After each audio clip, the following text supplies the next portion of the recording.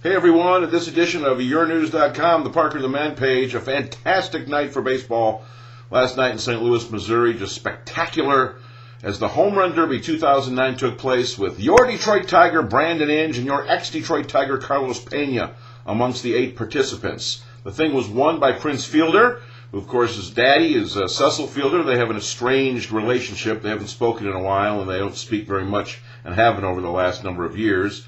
But away from that, Prince was the big king. Prince was king. Prince Fielder was. Remember him at the ballpark, Old Tiger Stadium at age 12, hitting one out? Well, he's doing the same thing now. He's one of the most feared power hitters in baseball, and he beat Nelson Cruz, a surprise standout from the Texas Rangers last night. But Brandon Inge was the interest around here. And if you didn't see it, Brandon didn't do too good, but at least he was in it. And I will say this, that he had as many home runs as our fearless Your News leader, Jimmy.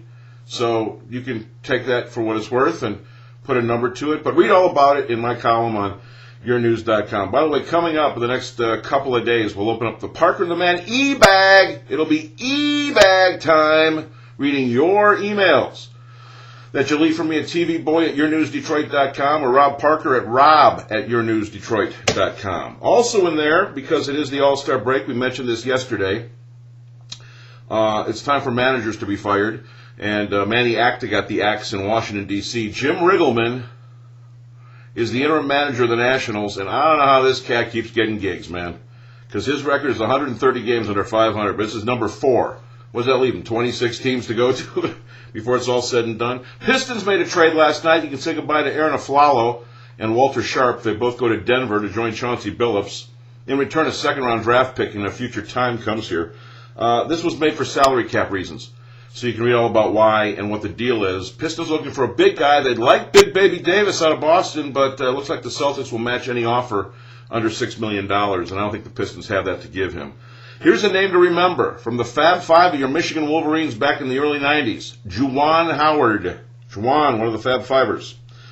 Summer League loss for the Pistons last night to the Golden State Warriors. They looked terrible doing it. You can read about that and who had the big numbers, if there were any.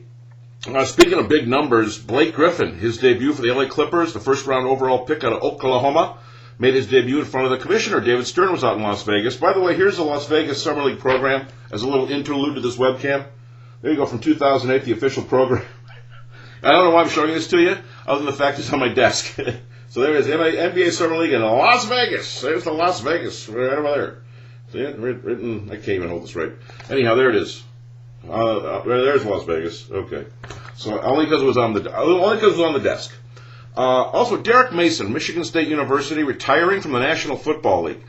Guy's got almost 800 catches. Now, the interesting thing about D. Mason, who is still Michigan State's all-time return leader, retiring from the NFL, he had a great year with Baltimore last year in 2008.